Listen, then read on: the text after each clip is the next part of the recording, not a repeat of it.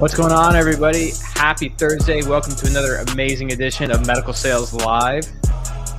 And as always, you know how we get the show started. Go ahead and drop a comment. Comment what city you're joining in from. I see that viewer number going up because we are live across Twitter, Facebook, YouTube, and of course, LinkedIn. And the best part, my image is clear. The audio is clear. Hold on. We always have to check the audio. Audio is clear. Everything is good. So go ahead and comment with what city you're joining in from. There we go. Good old Trevor McKee joining in from Toronto, Canada. What does Drake call Toronto? The 4 or the 5? I should know this. I feel like I should know this, what Drake likes to call Canada. So anyway, today we have a really interesting topic. So today's topic is essentially video books, right? So video books is an interesting one. Yep. For everybody who is watching, I do appreciate. Oh, there we go. So Trevor, yeah, Toronto's the 6. Sorry, I knew it was a number. So again, for those who are joining, go ahead and comment what city you're joining in from. I see that view number going up, but I don't see enough comments. So like, I want to see some comments. Twitter, Facebook. I'm looking at you. YouTube. Let's go and start getting those comments in. Comment what city you're joining in from. Unless you're a rep who's on the road driving, listening to this show, please don't play with your phone. I have not had a single accident happen during the live stream. I don't want to start today. So anyways, today's topic we're going to be covering is video books. I have a good friend of mine who we used to work together over at Missouri Robotics, Brian Duffy, who's been getting really great results on video books, right? Oh, there we go. I knew the feed was delayed a little bit. So now we're getting him in. Matt Fitzgerald coming in from Charlotte, North Carolina. Welcome, Matt. It looks like, looks like more people are watching on Facebook too. Great.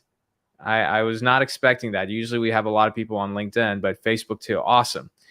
So anyways, let me bring him on. All right, Brian, how's it going, man? Hey, Omar, good to see you. Thanks for having me. Good to see you too. Is this the first time you're ever live streaming? Well, I mean, do Zoom calls all day long like everybody else, but as far as live broadcast, multi-channel, yeah, this is a first for me. Oh, sweet, man. Yeah, no, welcome to the show. So let me put up a banner as to like what we're covering today, but maybe while we're getting started, kind of gives people like a little bit of your background and everything. Yeah, thanks, Omar. Appreciate it. It's a pleasure to be on the show with y'all. I've been watching you, and like you said, you and I go back a ways. Like your audience, I'm MedTech, health tech executive, sales, business development, marketing guy. Have been my whole career. Started right out of college in '95 as a paramedic in college, but quickly made a transition to pharmaceutical sales, medical device, selling in the OR, selling capital equipment, disruptive innovation. Got into the robotics world for a while, which was really fun. And then the startup world, transitioned to some SaaS, but it's always been healthcare focused, medical, clinical. And that's really what I'm passionate about. So merging technology and patients and physicians and health systems together. Fantastic. Yeah. And you and I were talking earlier this week, and let me bring up the topic of the day. So today's topic is going to be on using video books to increase in-person conversions with physicians. So something that a lot of people misunderstand about my approach in sales is that I'm very pro digital, but I'm not anti in-person. Actually, if anything, I feel like digital should be something that augments and improves your in-person selling. And if you can sell in person, I mean, do it all day long. You know, there's definitely an advantage to it. You're able to sense body language better. You're able to have a much better connection. It's just better in general. But, digital is there to help you when you can't sell in person. Now, you've been mentioning how your in-person meetings and your conversions rates have gone a lot higher because you started using video books. Okay. Yeah. So first of all, let's start with a question everybody's asking. What the hell is a video book? Sure. No, it's a question I get often, right? And it's early as far as this mechanism, but a video book is exactly as it's described. It is a book, a physical, tangible asset that when you open it up, it plays a video. So it's like a disposable iPad, if you will. But what's so great about it is I find so much value in this. And we'll get into that, obviously, how I'm using it, what it's doing for me. But at the end of the day, why I started gravitating towards these is we all know the power of video, right? And we're all out there trying to educate our customer base, gain access to them, differentiate, and really win the war of attention with really busy physicians, healthcare executives, surgeons, et cetera. And I always have, in my entire career, always struggled with how do I really differentiate myself? And we all now today, fast forward to today, the power of using multi-channel digital video. And I think like video as a skill is something that we're all doing, talking in front of a computer on a Zoom call on a regular basis. But how do we actually adapt that and make it into part of our armamentarium as far as skills? And so there's no shortage of, how to use video and why we should all be using video from a sales, business, marketing, development standpoint. But what I have found that is, video on LinkedIn or video through email sometimes, hits resistance. It doesn't always get to the end user. So I am then challenged by that access issue once again, like all of us. So I kind of laid in bed and racked my brain. How do I circumnavigate this barrier so I can tell my story and educate? Because I believe what I'm selling and what I'm representing in the marketplace has value. It's proprietary information that my user could, benefit from if I could just tell my story. So absolutely. Right. So again, so the power of video works. We all know this. I'm not here to talk about that, but a video book is how do I take a video, record it, personalize it, load it onto a tangible physical asset, and then deliver it to, again, busy executive, the whale surgeon, the physician we all want to talk to who has no time to meet with anyone. And that's something that I explored. And it's really been a huge differentiator. So I want to kind of share with you how I'm using it and what it's done for me, if you're open to it. Absolutely. And just for context, I'm gonna share my screen for a second. So just for people to see, let me see if this will help. There we go. That this is essentially what a video book is, which is it's essentially a brochure with a video embedded in it. And what's interesting actually in this it's this example, they actually have a clinician who's showing like when they got a video book, right? Yeah. And on one side, like I first saw these and like I think I don't know how anybody else feels. I was skeptical about it because I feel like it's it could be a really high cost, but I mean, I'm always willing to be proven wrong. And the fact that you were getting really good results, I thought was important to kind of have you on the show to talk about like how are you essentially using these things. And the one thing I'll point out is that what you mentioned was that it was something different, right? And I think that's the big key behind all great sales and specifically marketing is that like sometimes it's just being different. I mean, look, there was a period in marketing, and let me stop there and stop presenting screens. There was a period in marketing where everybody like sort of poo-pooed the idea of direct mail, right?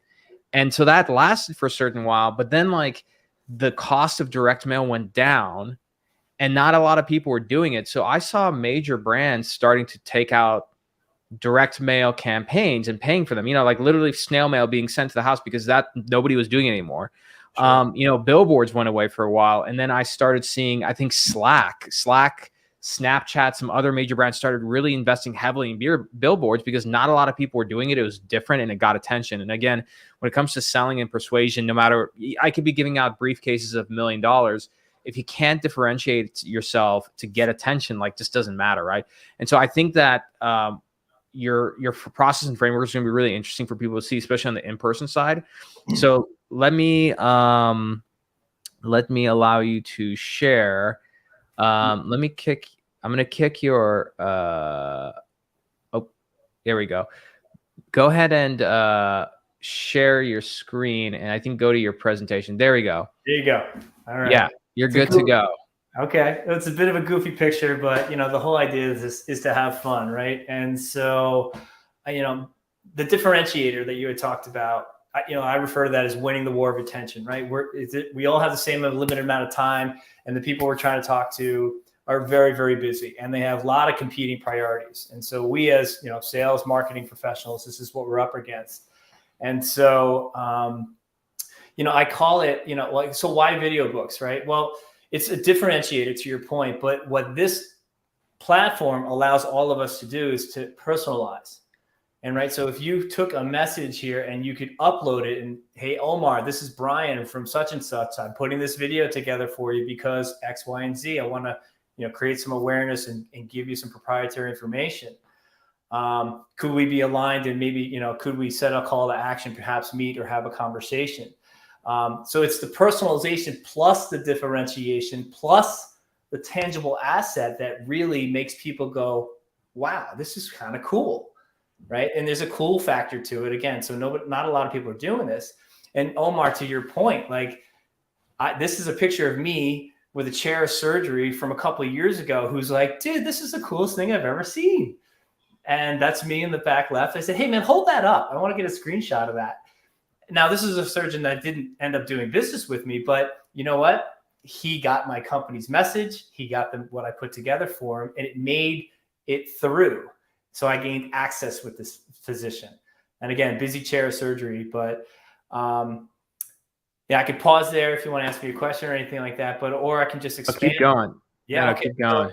So here's the play, right? So I put together what I call the ARC strategy, and it's these 4 A's, if you will, right? The access. That's a huge challenge. So what challenge am I trying to overcome for myself? But then, for your audience tonight, we are all challenged by gaining access. So how do I get access? And if I had access, it's almost like it's like M&M, right? Like if you had one shot, would you take it? And if you did, what would you do with it, right? So let's say you've got that key whale surgeon coming around the corner. He's going to be there, or the surgeon's going to be in the surgeon's lounge, and it's go time. What would I say to him that he's going to remember me with? What kind of proprietary insights? What can I teach him in that moment? And, what can I tell him that I know about him? Show me you know me. And so you can accomplish all this with a really succinct but personalized video message. And if I'm able to do that, get access, drive some awareness, teach him something, perhaps, ask him a question. Are we aligned? Do you think that, X problem that you have could be solved by potentially my solution and my company's solution? Are we aligned? And if it's a yes, no, then it's, do you want to further explore this together? Or can we, sit down and really talk about this product, solution, technology, et cetera? And so I believe that if I can accomplish these 4 A's in 30 seconds, 60 seconds, it's going to lead to the R, which is revenue, which is going to lead to the big C, which is commission, right? So that's my ARC strategy, and that's how I remember it. Now, how to execute it, I'm happy to walk through this with anyone on the audience. I'd be happy to talk. We can anytime. Feel free to reach out to me. I'll answer questions right now. But the way in which I'm using this, I'll share. I'll give 4 scenarios. Number 1, cold outreach, right? Like if I know a surgeon or a key executive I'm trying to get to, I'm going to put a personalized video together, upload it, drop it in FedEx, send it to that executive's administrative assistant, and follow up once I recognize the tracking number. When it lands on their desk, I'll follow up, a couple of days later and hopefully get a meeting with that person. But here's where I've had really interesting success. After I've had a meeting, I've traveled in, I've sat down with an executive, I invested a ton of time and work into putting together a really high quality engagement with an executive or a target. And then maybe, I traditionally I would walk away and say, that was a pretty good meeting. And then maybe follow up and maybe get ghosted by the physician or the executive, right? Because they're busy. So what I've done is I stop myself in the tracks, and before I leave the facility, before I leave the OR, before I leave the physician's office, I will find a corner, Starbucks or whatever, coffee, in the lobby, and I will record a video, upload it right then and there, and then go back to the physician or the executive office and say, hey, this is for Dr. Khatib. Would you mind, we just talked about this. Could you put this on his desk? And now I have a tangible asset that is personalized, summarizes what we've just discussed, has a branding and a marketing messaging right then and there that I hope he resonates with. And maybe it sits on his desk for 2 or 3 days. But when I follow up again a week later, absolutely. And so I did this with the chief nursing officer just the other day. And when she was still in her office, when I went back there and I said, hey, I put this together for you. She's like, oh, wow, what's this? I'm like, she's like, oh, that's pretty fancy. And it's like, yeah, well, we're different, and when you want to talk again, you let me know. And I walked out, but it worked. We actually got a request for, next steps, like a couple of days later. So it's pretty awesome. The other place where I've been using these is when I've had meetings and they have ghosted me and there has been a gap. I'll put a video together and be like, hey, last time we talked, we discussed X, Y, and Z. And I know you're busy, but when you're ready, and I'll FedEx it to them. That's worked for me. Like, hey, we just got that a couple of days ago. I'm putting, my stakeholders together. Let's meet again. And then just on Monday this week, this is what was really exciting for me. I did it at a trade show. So I was at a conference and one of the key speakers was presenting to the larger group there, subject matter that my company is focused on. And during her presentation, she made a couple key points. I summarized those key points, threw it on a video, uploaded it. And then at the conference, I found her again. I said, hey, I really enjoyed your talk. Here's what I heard. When you're ready, I'd love to talk to you again. She called me from her cell phone that night. I'm driving back from the conference and I got a call and she actually called me. She's like, I liked your book. That was great. Like, I've never gotten anything like that before. So I was like, wow, this is pretty cool. Like, this is working. And I just wanted to kind of share it with your audience to see, if I could be of help to anybody else that out there is probably trying to do the same thing I'm out there trying to do. Nice. And by the way, just for context, I because we're streaming across like multiple platforms, I did not drop your cell phone in. So, but if you're interested to get like feedback from Brian or just chat with him more about it, just hit him up on LinkedIn under Brian Duffy. But yeah, so Brian, I do have some questions. So Sure. What's interesting about this is you're not using this to replace all your other methods of prospecting cold outreach. It seems like this is just something to augment it. So how do you work this approach into other forms of selling? Like how does this fit into your workflow? So right now I work with health system C-suite, chief nursing officers, chief human resource officers, and CFOs, really difficult people to get to. And as we all know, as sales, business development, market executives, it takes multiple touches to get to a prospect, just to get someone's attention. I think the algorithm is like 8 to 10. So I work with business development consultants and their whole job is to get meetings for me, the account executive, to come in and align. So I work with them and then, doing the traditional outreach myself, cold calls, emails, LinkedIn, whatever it takes. Right. And then I use this in the format of which I'm doing right now. And this is, and again, I've been doing those traditional tactics my whole career. This has really made a huge difference for me because I don't think anybody else is out there doing it in our industry. Interesting. How did you what about the one thing that I'm sure like people think about, especially in marketing, is the cost. Like, what is the cost of one video card? What does that look like? Yeah, as far as the initial investment, they're not that expensive. And there's a bunch of different companies out there. You can just type in video books. As you economize through scale, if you got like 25 of them, the unit cost is less than $100.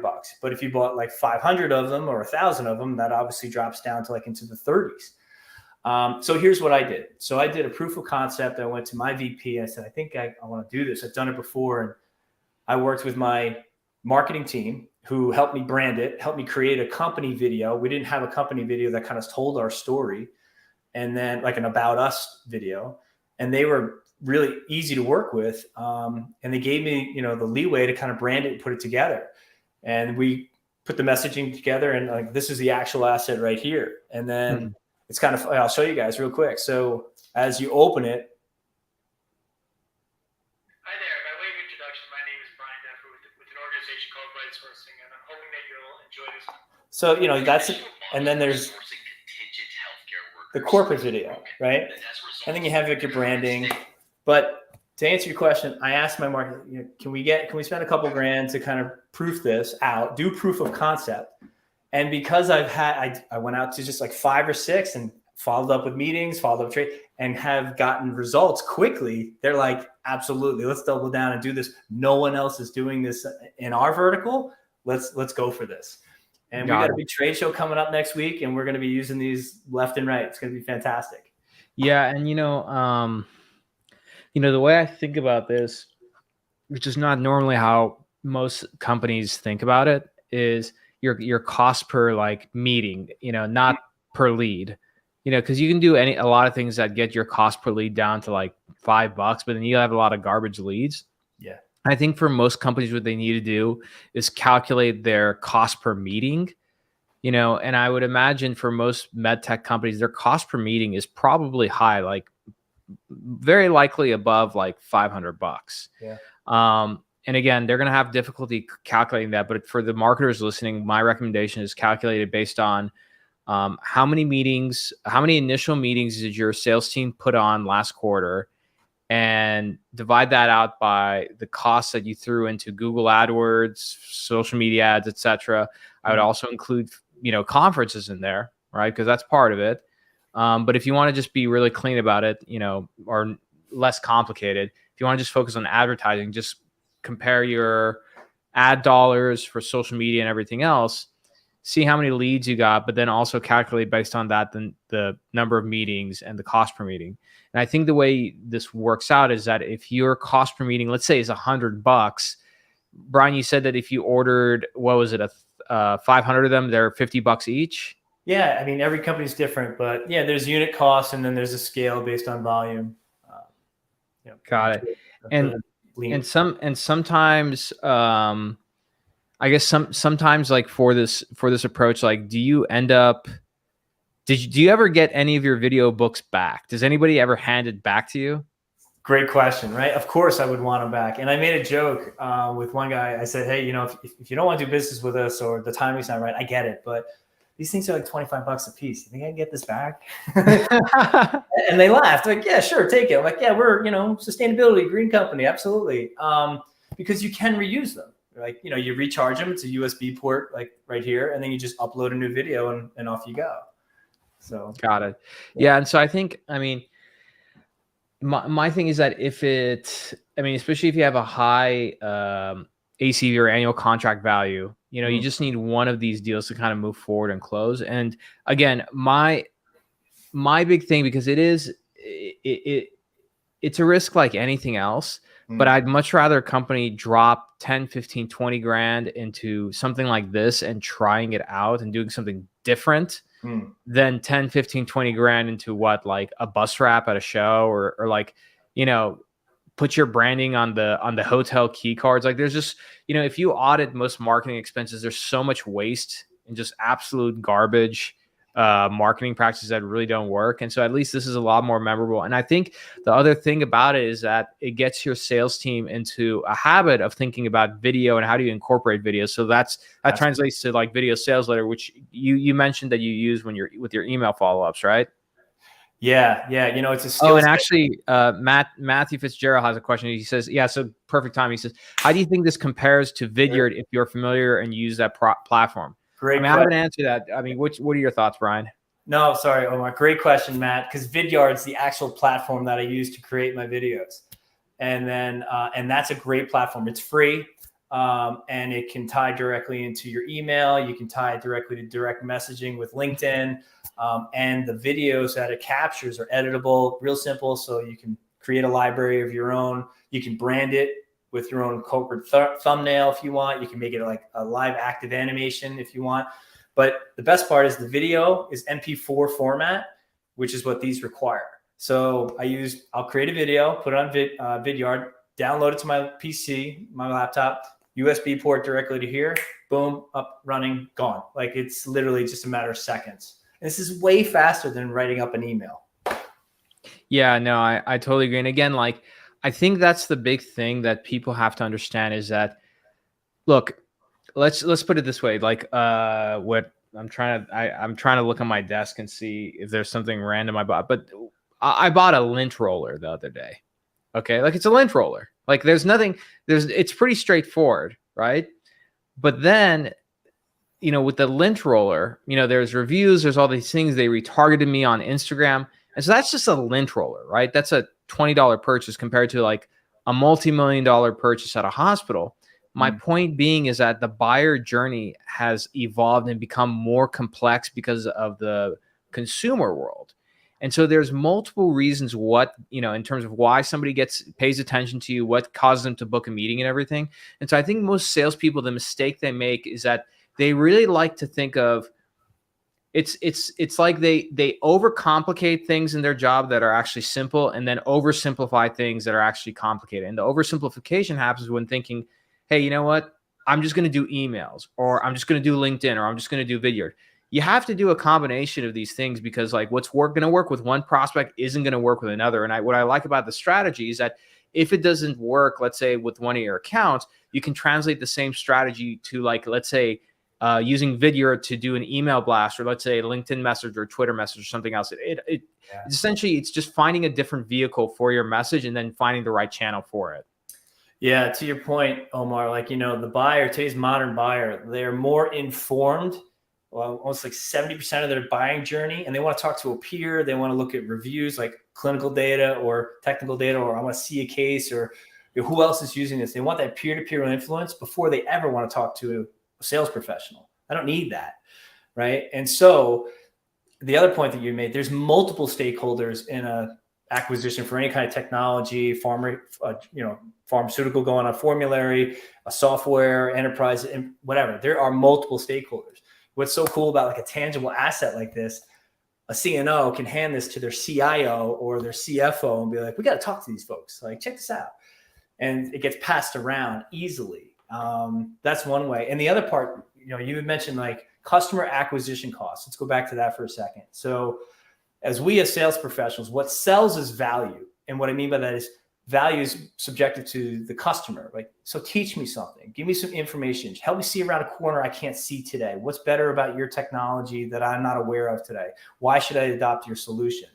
So what sells tchotchkes and stuff at trade shows doesn't work. In fact, people don't even go to the booths at exhibits anymore. And we know this as industry. We stand there for hours on days and like, man, they're not coming. It must be the pandemic. Or no, there's no value in somebody leaving the floor to come down to an exhibit hall. Very little. It used to be about relationships, but no, like the buyer journey has changed. They want more information. And so as a sales professional, at least I aspire to be an educator, and a subject matter expert, if humbly I say that. But okay, so that being said, like, what if I have something to say that is of value, that is in their best interest, my customer's best interest? How am I going to deliver that? And I'm just looking for better ways to deliver my message to my end user. Do you, when you send these out, I know you have a company message, but do you customize it for each person? See, the personalization is the key to video, right? And so you go on LinkedIn, there's hundreds of people. Alex Sheridan does a phenomenal job. You check him out on LinkedIn. There's a couple. The personalization is the key, and the formula is, number one, show me you know me. Like, hey, Omar, I understand you're leading the health tech, MedTech, and cutting edge and getting out, et cetera. Like, show me you know me, common denominators, and then boom, teach me something. Give me some insights. Tell me something I don't know that's proprietary, and then give me like a compelling reason as to why I should go. Who are you? Like, what? Pause, like, and think. Like, yeah, I'll talk to you, or think about what you just said there. But again, it goes back to that. You have one shot to make one moment. Like, if you're in an elevator with a guy, you get 30 seconds, or what are you going to say to that person? That's going to help them remember it. And when they just walk away from the elevator, they'll probably just pick up their phone and get distracted and forget about it. So again, it has to be super compelling. And it's the personalization with the video, I think, is really, at this stage of the game, a differentiator for sure.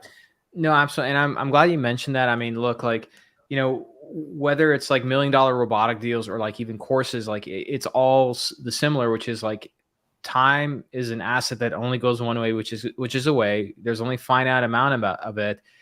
And, nobody wants to waste their time. Right.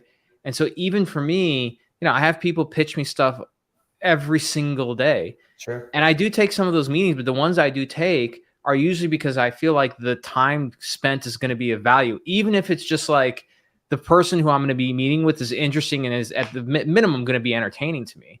Right. But I still I'm really specific as to who I take meetings with.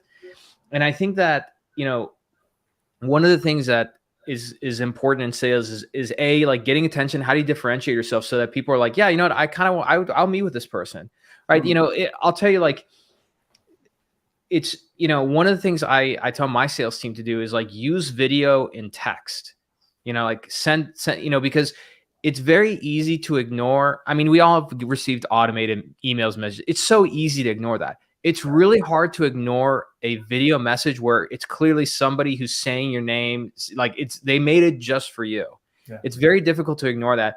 And again, like I think software has like kind of like ruined it for a lot of people where the software industry is very big on like, oh, what's scalable and everything. It's like, well, a lot of this stuff is scalable. The problem is that everybody else does it, which means it's much easier to ignore the things that are not scalable, which is like making personalized video. That's not scalable, but I'll tell you the success rate is so much higher. So you can send like 1,000 BS emails to an email list and hope to God that somebody randomly opens it with their thumbs.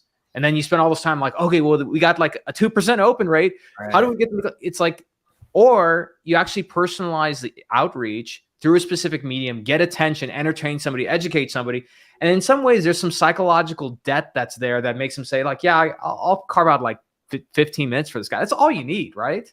I just need my foot in the door, right? And then it's showtime. I got in the room. Now it's on me to stay in the room, right? So then we all know how to do that.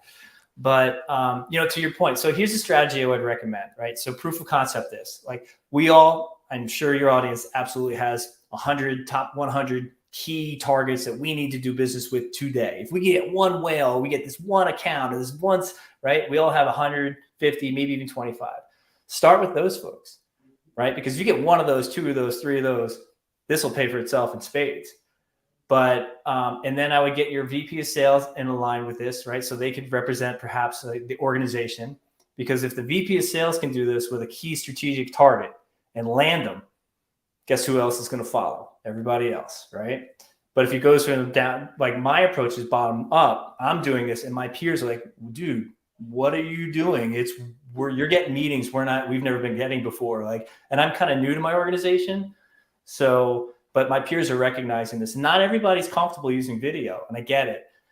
It's a skill we should all possess, but yeah, neither is my competition, right? So I'm using it to my advantage, and I suggest your audience does too. Yeah, it's funny. I mean, look, none of these things are comfortable. Even me, there was a time where like me going live on, like, look, this is your first time live on any social media. There was a period where I was very uncomfortable being live by myself. But yeah, all this is uncomfortable. You know what's also uncomfortable? Unemployment. Like that's really uncomfortable. So like if you compare the two, that's the thing. And I think that like, the one thing that I admire about salespeople in our industry is that like our industry, I challenge anybody to find a harder job than selling into healthcare. It's really difficult because like it's very complicated. There's a lot of money involved, long sales cycle. I mean, it's a brutal job. At the same time, though, I think so many salespeople have just put their head in the ground and they're just like, I'm just going to keep, nobody can blame me for just working really hard and doing the same thing. As long as I show activity, that's okay. Except when 2-3 quarters go by and you haven't closed the deal. And it's like that same deal you put up on, and people who are listening to this know who I'm talking about. And if you're this person, I'm sorry. I'm just trying to help. But you're that guy or gal that goes up in front of your team and puts this deal on the board that everybody has seen for the last 2 or 3 quarters. And everybody's like this same deal that's been in the same spot, right? No, I get it. You're right. What we do for a living as MedTech health innovators, right, is hard, but it's worth it, right? And that's why the money is in sales, and our companies invest a lot of money for us to go bring these solutions to industry, right? Physicians, because at the end of the day, there's clinical value here. I'm going to quote someone who I admired greatly, and I learned this from him years ago when I was at Intuitive Surgical. His name is Andy Sale. He's moved on to other things at other organizations. You might know him. He taught me the 4 pillars of a value proposition. And if you don't have all 4, you really have no shot. And the 4 pillars, I'll share it with you right now. It's clinical value. Omar, you probably know it, right? Because we talked about No, but I want everybody else to hear it from you. This is like my Bible, okay? Professional Bible. The 4 pillars in medical technology, sales, health tech has been the clinical value that my solution brings to a clinical environment, a patient, right? The patient on the gurney, the patient in the bed, the patient on the OR table. What clinical value, what clinical problem do I solve? So clinical value. Then there's got to be operational value. By investing in this solution, what does it improve my clinical workflow? Does it improve my environment and my team? Does it reduce my administrative burden? What does it do for our health system? Does it, help us operationally run our business more efficiently, improve my practice? Number 3, economically. Can I make money? Can I get better reimbursement? Can I reduce length of stay? Can I do more minimally invasive surgery? Can I solve this problem? And if so, what's the economic dividend by solving this problem? How much money can I stop wasting? And then number 4 is strategic value, right? By having this solution, what does it do for, again, my practice, my hospital, my patient population, me as a provider, a physician, surgeon, et cetera. Now, the key to these 4 pillars, clinical, operational, economic, and strategic, is you could have 2 out of 4, you could have 3 out of 4, but if you don't have clinical value with the other 3, you don't have a shot. You just don't. So whenever I'm coming at this, I'm like, all right, what's my clinical value? What problem am I solving for the physician in front of me right now? How do I improve their workflow operationally, economically, and what kind of strategic advantage if he stopped what he was doing and adopted what I have for him? How does he win? So at the end of the day, this is about the patient value. But those are the 4 pillars. Figured I'd share it with y'all. No, I'm very happy you shared that. And again, like I think, and this is why you and I get along very well when it comes to sales, is the people who are the best at selling. If you look at some of the people that you and I worked with. So I never got to work with Andy Sale, but I heard a lot about him. Chris sells. I don't know why all these great sales leaders have some sort of sell or sales, word in their last name. Maybe there's something to that. But it's specifically focused on asking better questions of yourself to lead you to better answers. And when you do that, you do a much better job of also paying attention and asking the right questions to your prospect, not asking questions for the sake of asking questions. Yeah. I think there's too many salespeople out there who want to make, 6-7 figures, but they just want to read off a script, and no one's going to pay you good money to do that. Yeah. And the other thing I'll add, and this is just because I've been in this industry for a while and I've learned, it's like equal business stature. We were taught that at Intuitive Surgical, and use that at other organizations as well. Like, I aspire to reach equal business stature. Now, I'm not a physician. I'm not a surgeon. I could never walk in an OR and have equal business stature. However, when it comes to being the expert in the field of what my company represents, the technology, the problem we're solving for, absolutely, I'm the expert. So I have proprietary insights that my customer wants, and then we get aligned, right? So it's that, how do I aspire to have alpha over beta? They're alpha, I'm beta. How do I get equal business stature, et cetera? And so I always just continuously, how can I just be better in the eyes of my customer? And that's what that's why I love this industry. It's hard to do. No, absolutely. Ain't no money in easy things anymore, man.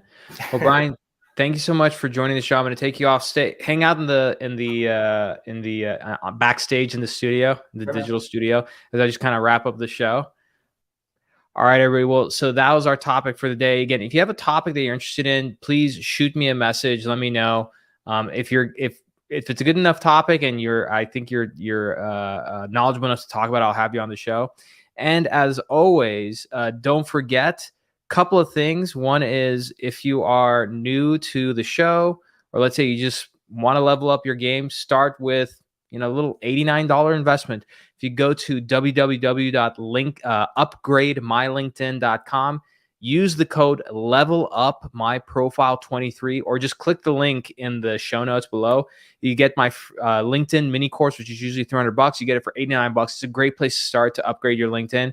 And if you're interested to really level up and join my Elite Medical Sales Network Effects program, which involves content, a private group, and weekly calls, check the show notes below. Book time with my team. You'll get a free LinkedIn consult, and you'll learn more about the program. So with that being said, thank you all for joining.